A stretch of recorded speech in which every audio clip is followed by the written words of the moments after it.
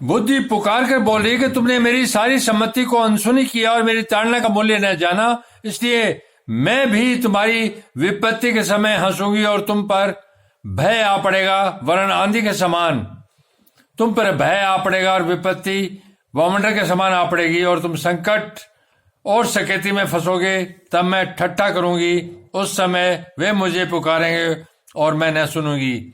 वे मुझे यत्न से तो ढूंढेंगे परंतु न पाएंगे, क्योंकि उन्होंने ज्ञान से बैर किया और यहोवा का भय मानना उनको न भाया। उन्होंने मेरी सम्मति न चाही, वरन मेरी सब ताड़नाओं को तुच्छ जाना।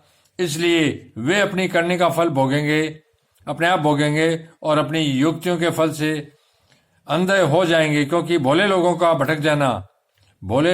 भटक जाना उनके घात किए जाने का कारण होगा। जो भोले लोग हैं भटक जाएंगे तो घात होंगे, वो उन्हीं पर जाएगा। और निश्चित रहने कारण मूढ़ लोग भी नष्ट होंगे।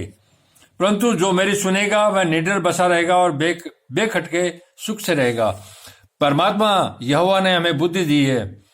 बुद्धि से हम ज्ञान प्राप्त करते हैं और वचनों पर चलते हैं, वचनों का अर्थ समझते हैं, उसकी वाचा समझते हैं। फिर भी हम अगर मूढ़ और बुद्धि की बात को नहीं सुन के उस पर चलते हैं तो ये हमारे नुकसान में ही जाएगा और नुकसान का कारण भी हम ही होंगे। इसी कारण हम वचनों पर चलें। परमेश्वर यहोवा ने बुद्धि इसलिए दी कि हम वचनों पर चलें और पवित्र बनके उसमें वो रहें, तभी परमात्मा की महिमा और सामर्थ्य हमें लगातार जीवन में मिलता रहेगा। अन्यथा हमारी तबाही निश्चित है। मैं नहीं चाहता कि धरती का कोई भी जीव तबाह हो।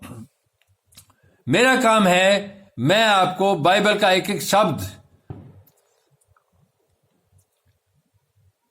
खोल खोल के समझाऊंगा, खोल खोल के बताऊंगा, ताकि कोई भी धरती का जीव जो मनुष्य है, जो जिसमें ज्ञान है, जिसमें बुद्धि है, वो दुख पाए। अगर एक जीव भी दुख पाता है तो ये ठीक नहीं है।